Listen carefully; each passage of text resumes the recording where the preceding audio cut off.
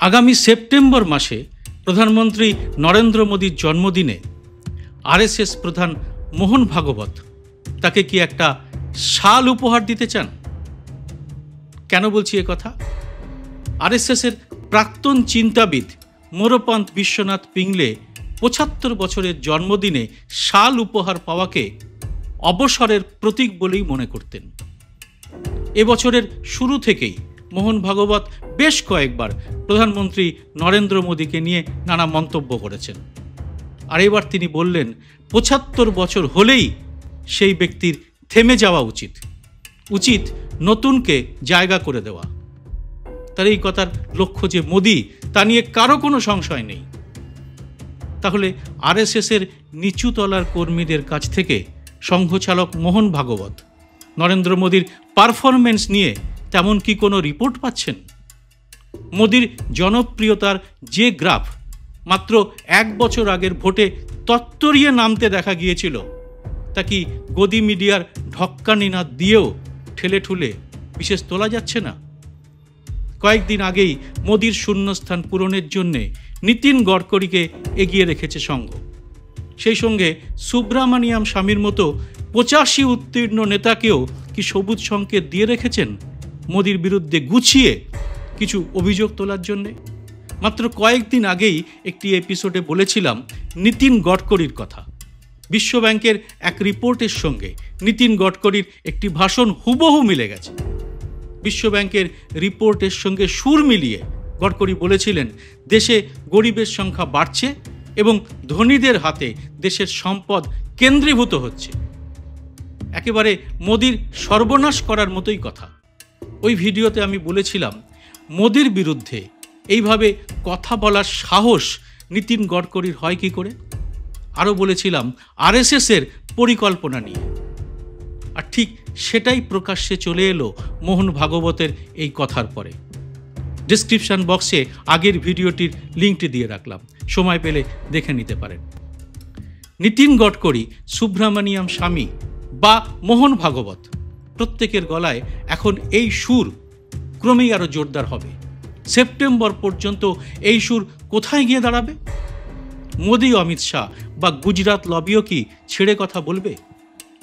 মোদীও কি এত সহজে কুর্সি ছেড়ে দেবেন? এই এপিসোডে আমরা এই সমস্ত বিষয় নিয়েই আলোচনা করব। ভিডিওটি শেষ পর্যন্ত দেখে কমেন্ট বক্সে আপনার সুচিন্তিত মতামত জানাতে ভুলবেন না।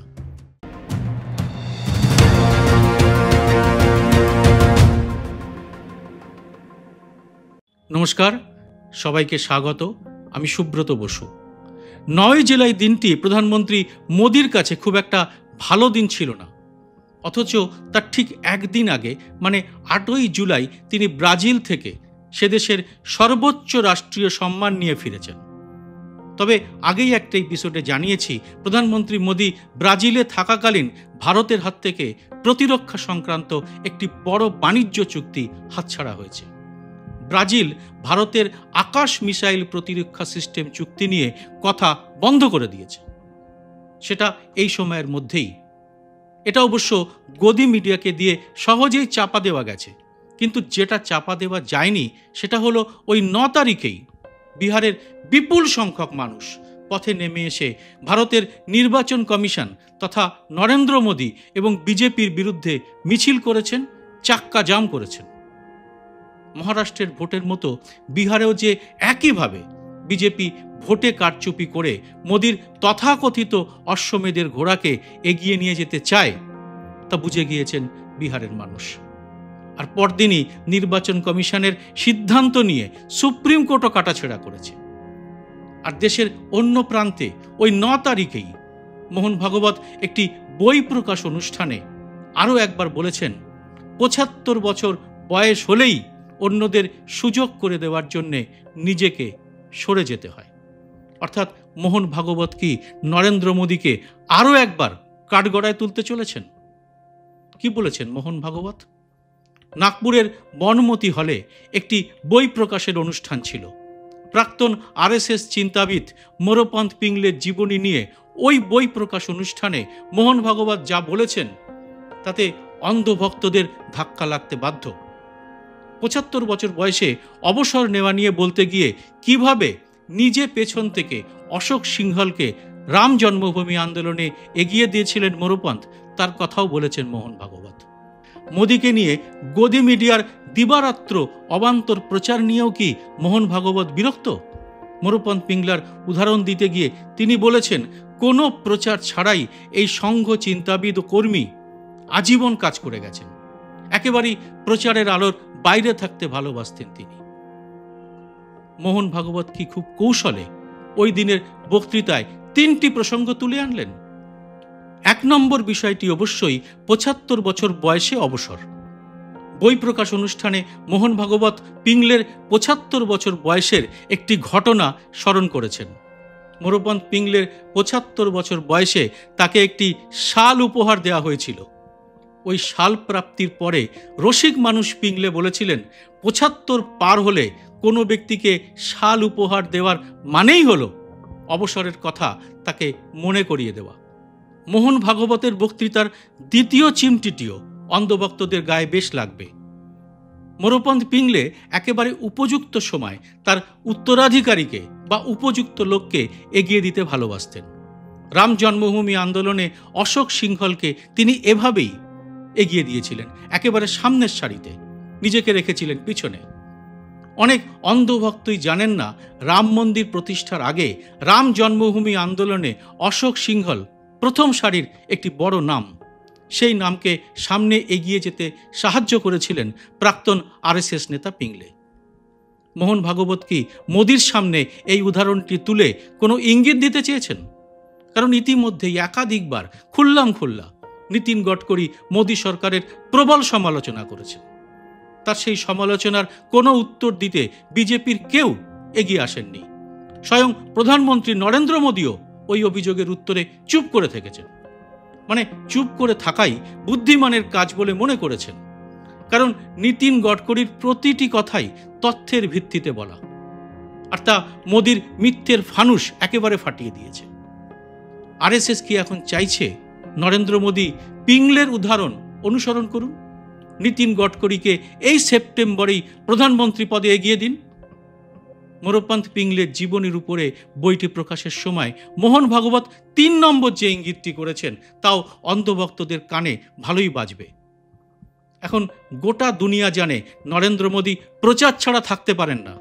মোদির প্রচারের খিদে রূপালী জগতের তারকাদেরও হার মানিয়ে দেয়। এই প্রচারের জন্যে প্রধানমন্ত্রী মোদি সবসময় সঙ্গে রাখেন একাধিক ক্যামেরাম্যান।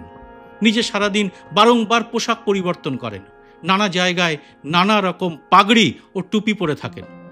এবং তার এই প্রচারের নেশায় ভারতের সংবাদ মাধ্যমকে মোদি নিজের কাজে লাগিয়েছেন গত 11 বছর ধরে। কেন্দ্রে বিজেপির শাসনকাল না বলে মানুষ সবসময় বলে এসেছে মোদির শাসনকাল। আর মোদিও কোনো কাজের কৃতিত্ব নেওয়ার সময় দল বা সহকর্মী বা অন্যদের কথা বলেন না। খেয়াল করবেন, তিনি আমি শব্দটিও বলেন না, বলেন মোদি এই করেছে, মোদি ওই করেছে, বা মোদির গ্যারান্টি ইত্যাদি। আরএসএস প্রধান 11 বছর পর এখন কি বুঝতে পারছেন এই প্রচারে কতটা নড়ে গেছে দলের সাংগঠনিক ভিত, কতটা ক্ষতি হচ্ছে সংগঠনের? আর ভারতের অর্থনীতি, বিদেশ নীতি বা কূটনীতি? একদা বিজেপির অটল বিহারী সরকারের বিদেশ মন্ত্রী ছিলেন যশবন্ত সিনহা।